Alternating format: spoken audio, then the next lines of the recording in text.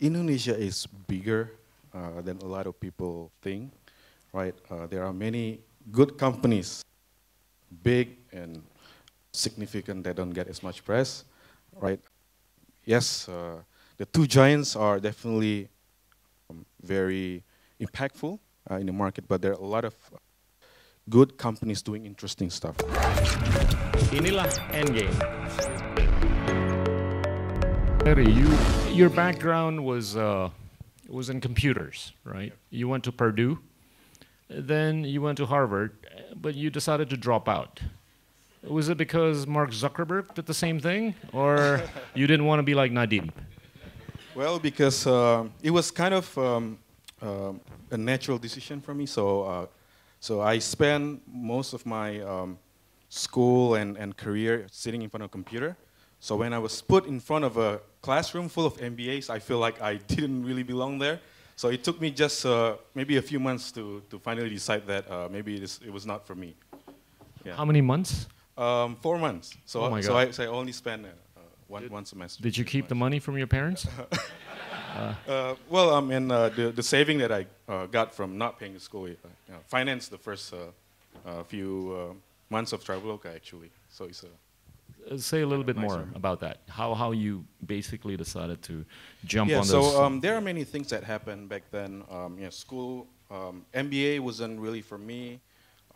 Our competitor launched when I was in school, so I was, reading case study, and my uh, competitor already launched, and I thought that internet time is an accelerated time, right? So if I spend 1.5 years just learning in classroom, I would have missed the actual learning that you would only be able to get by actually launching a product in the market. So I think that was the two biggest reasons why I decided to not continue MBA program.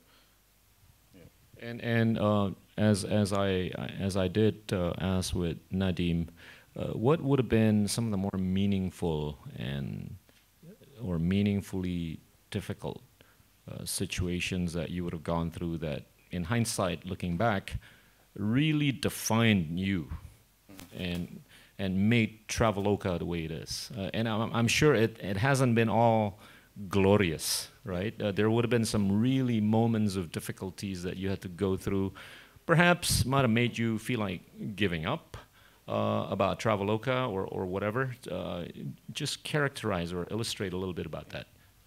So I have a very simple principle in life. Everything that can go wrong will go wrong. So in a way, I've heard that before. Yeah. So I have this maybe belief that whatever happened is okay. I mean, it's doesn't matter how difficult it is. Somebody else will have it much more difficult than I do. Um, but it's been an interesting journey building a company in Indonesia, right? It was my first company. I didn't have business experience previously, so I had spent my life pretty much learning computer science, programming, before I decided to start a company. So that was kind of my angle.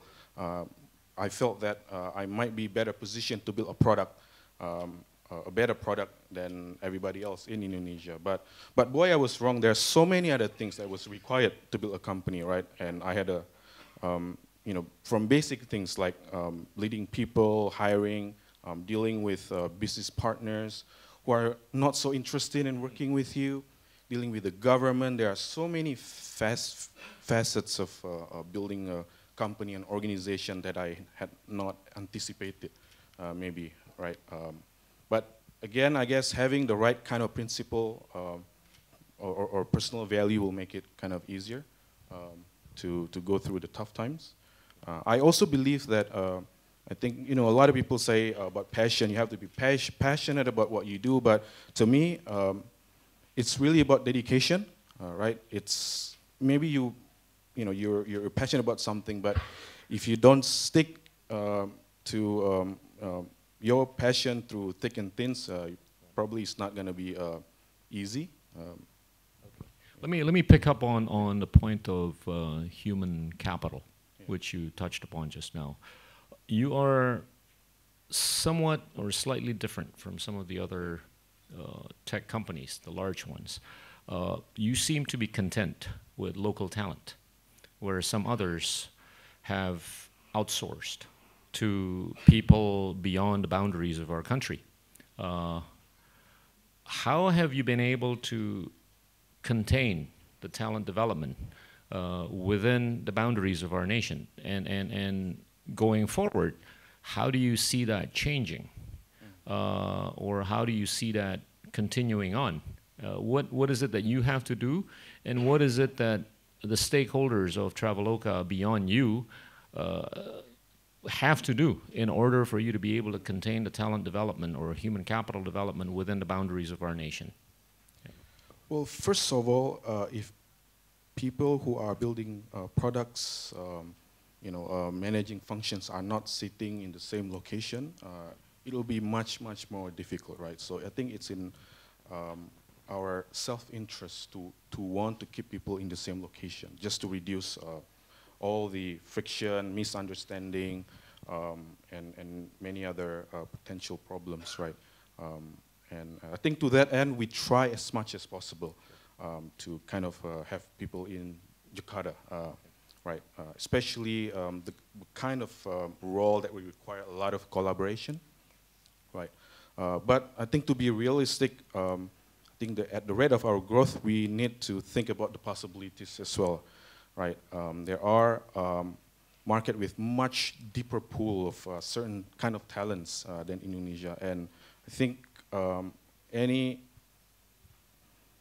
sizable organization will have to kind of learn how to manage and motivate and grow teams that are sitting in multiple locations and countries. All right, so I guess the future, which is not so distant from today, will be one where we might see Traveloka employees working in perhaps India, Singapore, Yes, Seattle, so, yes. China, or what? Yeah. So we already have a lot of people on the ground in every market that we have presence in. Okay. We have quite a sizable team in India and Singapore as well. But the majority remains in Jakarta. And I think that's the way we like it. But then again, I think we will continue to adjust, right? Because yes, I think we probably want to reduce the complexity, but competitiveness is also important, right? I think our customers wouldn't care where. In fact, I think most of our competitors are global company, and people sometimes assume that Traveloka is a foreign company. So I think if we are not able to offer something competitive just because of a certain way we want to be doing things, then it probably doesn't make sense in the long run. Okay, let's talk a little bit about tourism. Tourism is a place where you are a dominant player, right? In ticketing, hotel booking, and all the ancillary activities. If I take a look at the ASEAN market, right? Thailand is the rock star, where 12 to 20% of their GDP relates to tourism, international tourism, in addition to the domestic tourism, right? Indonesia lags behind Thailand. It only makes up about 2% of its GDP in terms of international tourism. And I made the point earlier this morning, the future of international tourism in Indonesia, I think it's going to be very bright. So let's assume that we're going to be able to hit 20% of our GDP being related to tourism from the international community. How do you actually put yourself in that narrative, or in the context of that narrative changing from 2% to 20%? Yeah, first of all, I would say that there are a lot of low-hanging fruits. I think the tourism ministry has been trying to do a lot of things, but I think it has been difficult to do so until very recently. So can you imagine, for example, working with tens of thousands of offline agents, right, and incentivize them toward making bookings for certain destination, for example. So I would say that now that there is Traveloka and an online platform in general, many of the problems that made it so difficult to scale are not there anymore, right? And when we think about the potential tourists that will be coming to the region, I think North Asia will be a top of mind for everyone. And in those markets, there are already a lot of potential partners that I think we can work with. Now, putting things together, right, all the supply side and demand side and putting them in the same platform is also difficult maybe for a government agency to do. So that's why it's very natural, I think, for a company like us to collaborate closely with the government to actually execute it, right? Because this is what we do every day. We are active in many, yes, it's called travel and lifestyle, but there are so many verticals in industry that we actually work with, right? The airline industry, the bus, train, hotel, villas, apartments, attraction, the beauty and spa places. There's so many ingredients to making a good kind of product that can be attractive to customers, and you need to kind of put them together in the same place and make it so easy to book. And I think that's and that happens to be something that we are doing on a daily basis. So I think we should be central in helping the whatever goal the government has. In your day-to-day liaising with the government, do you find it more difficult than liaising with the government at the federal level or at the regional levels? Well, there's a push from the top down now, right? Yeah. So that makes it a lot easier. Yeah. And there's this realization that, hey, we shouldn't stay complacent. The world is an extremely competitive place. Any tourist with disposable income have so many alternatives, right? So if we want to be not even attractive, just but to be, so that people are aware of Southeast Asia, and particularly Indonesia, as an alternative, I think we need to be doing a lot more. I think the good news is I think we do have the resource to do it. Yeah, it's just it has never been like important mission ever. Now let's talk about China. China, as I mentioned earlier this morning, they spend about $350 billion a year on tourism, exporting tourists to everywhere around the world, right? That's about $80 to $90 billion per quarter. Now, there is an ambition or aspiration from China to actually even export more tourists by way of issuing more passports, 200 million new passports in addition to the 140 million passports that the Chinese already have. But they've got certain limitations in terms of their ability to get dollars to spend. How can Traveloka play the role in connecting the Chinese tourist with, let's say, Indonesia or Southeast Asia or whatever, so that the need to purchase dollars will be eliminated for the Chinese tourist so that they could actually travel to different parts of Southeast Asia?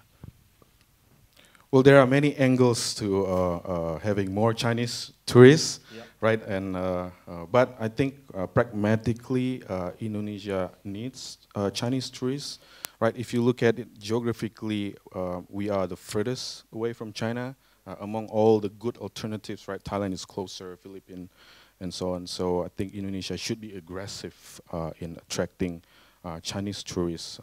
In terms of accessibility in Indonesia and offering, I think we can do better, right? There are many ways, without even including the government, right? There's a lot of business-to-business cooperation that can be done already, right? So we are working with all the major players there, right? There is inventory sharing, so Chinese customers can access all of the inventory, which is the most complete in Southeast Asia.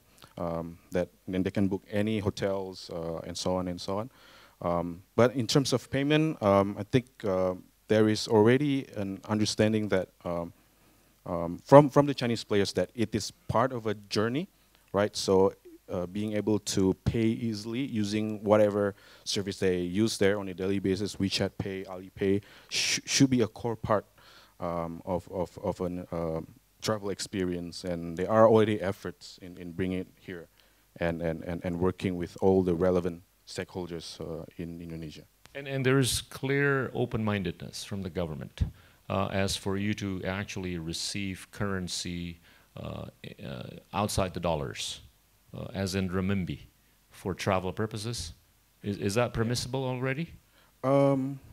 As long as they work within the regulation boundaries, right? I think they are expected to work with the local partners to process the transaction, but otherwise, I don't see any hesitancy.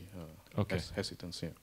Okay, talk a little bit about the pulse of travel within Indonesia. You look at this radar where you know where the pulse is, right, in terms of people traveling to Indonesia from different parts of the world, and where Indonesians are traveling to which parts of Indonesia. Where do you see as the next great opportunity for traveling purposes in Indonesia? Majority of travel here is domestic, right? Where about in domestic in Indonesia? There are new alternative destinations, right? A few, of course, people have heard of the 10 new Balis. Now they reduce it to 5 new Balis, right? Including Yogyakarta, Labuan Bajo, and those new exciting destination with different kind of offering, right? But majority of typical travelers still see, Bali and all these typical destination as the places that want to go the most, right? I think in terms of volume, it is still the places that are already big to start with. I guess maybe this is because there's a lot of new travelers also emerging, becoming, and entering the market every single year, because there's a lot of middle class emerging as well. And I think if you're traveling for the first time, you have extra money, then you want places that people know and you've heard from your friends, and it's gonna be the same destination all over again. And this is why it's important for the government to accelerate the development of these new destinations, right? Because, I mean, think about it. If you only travel, like, let's say one time a year, right? Do you want to go to places that nobody has ever heard of? Or do you want to go to Bali and all the nice hotel and take your picture and upload it to Instagram, right? So I think for a lot of us here, luxury, travel is not a luxury, right? People go places maybe every weekend, but majority of people, they don't have that luxury. So I think they want something that is, guaranteed to be good. They want to have a good time, and they will, I think, go to same destination all over again. Okay. Yeah. All right. Let me ask you a little bit about funding. Right. You've been very successful in obtaining funding from blue chip names from all over the world. I mean, some of the most notable names in your business. At some point, sooner or later, you're gonna probably look for additional funding. And if you did that, what do you think you're gonna use that for, right? Let me extend that question to a different context or question. We're seeing lots of players in the e-commerce space. We're seeing 2 giants in the ride-sharing space. We're not seeing as many in your space, right? And how do you think you're going to be able to get funding, and how do you think you're going to be using that funding going forward for the purpose of Traveloka, becoming, a more dominant or a more player in the your space or narrative?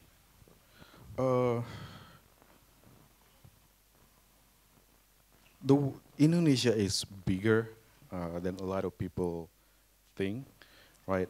There are many good companies, big and significant, that don't get as much press, right?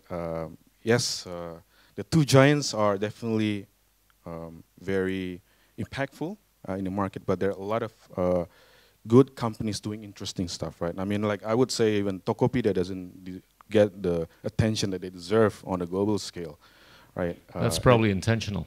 It's probably intentional. I think same for us. We are doing a lot of interesting things as well. And look, you know, we're not trying to be the Ctrip or Expedia of Indonesia. We are doing a lot more exciting stuff than our predecessor in other countries.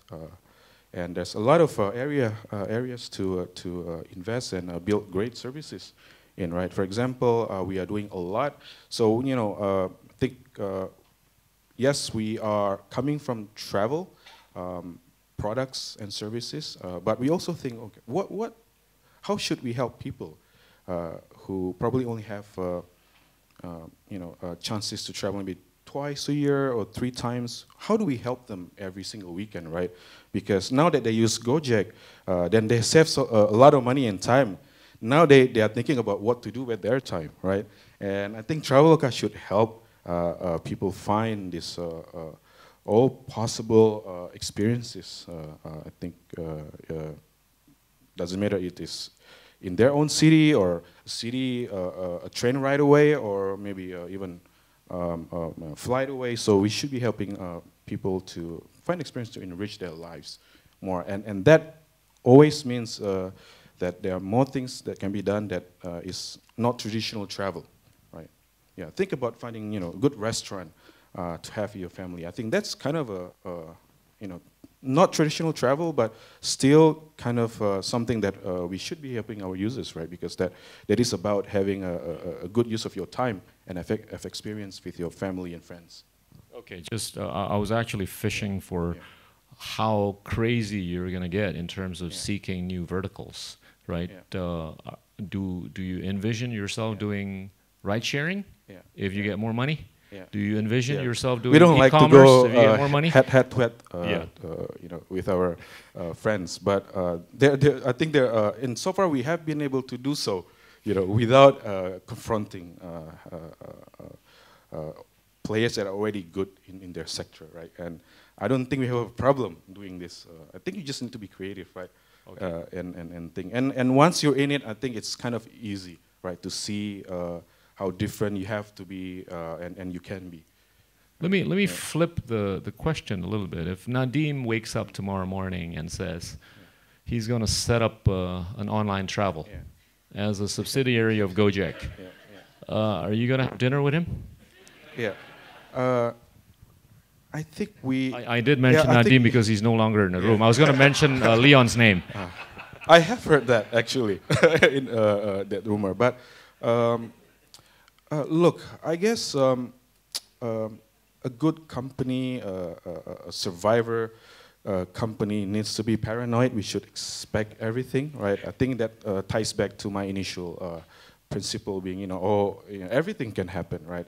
We've been competing with global, regional, local companies constantly, and so far, I guess we've been able to survive those challengers, and I think yeah, we will continue to be careful and not feel like we have done it, that we are already the winner, right? I think we are always there's a sense of inferiority almost, right, that we need to maintain just to be careful, right? Because we are never too good for, you know, for us to be able to last forever without changing.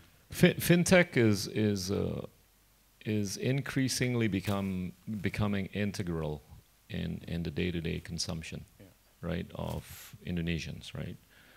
Even to the point where, you know, they don't mind borrowing in order to buy shampoo, right? Do you think Indonesians will embrace the idea of actually borrowing for the purpose of riding a train or riding a plane, you know, in a meaningful manner? I think they definitely have embraced the concept, and it's quite natural, I would say, right? Think about, let's say, you know, the Idul Fitri season, right? A lot of people have to fly back to their hometown to meet families, but maybe their salary, they receive it not exactly the time when they can book the cheapest flight, for example, right? So, and this is, it's not necessarily lending, but helping people to manage their cash flow, right? That's the way I think about it, because in travel particularly, you want to book the earliest possible, but many people don't have enough cash until the last minute, and they got probably the worst kind of price maybe ever. So that's kind of not fair, right? So people who have cash can book the cheapest, and then people who don't have enough money and have to pay the most expensive. So there's a lot of this kind of inefficiency in the market because there's not a lot of consumer credit options available in the market, right? And for us, yeah, this is going to be the focus for us. Helping kind of make fintech and travel and lifestyle industry connected in an efficient way, so people can finance, get the best price and availability, regardless of their income. One seemingly price inelastic travel activity is the pilgrimage to the Holy Land, right? And also, in addition to that, is the Umrah, right? I'm just trying to push the envelope a bit.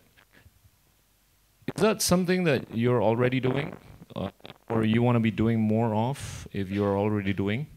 And is that something that, do you think it's okay for people to actually borrow in order to travel for pilgrimage? So actually the biggest change comes from Saudi Arabia themselves, right? They want more people to visit, not only for pilgrimage, but also for tourism. And as far as Traveloka is concerned, I think it is good news, right? There's a lot of there's a lot of people already traveling there for Umrah, but there's a lot more that don't have the opportunity today, and we want to play a part in it. And of course, we need to be respectful, because this is not only just business as usual, right? I think people have beliefs, principles, and we need to adjust to that. And we have no problem adjusting. I think being local is something that we always do, again, when we are executing for a certain vertical, as well as executing in different country, and so on and so on. Ferry, I appreciate your humility and participation. Thank you so much. Thank you. Yeah. Inilah Endgame.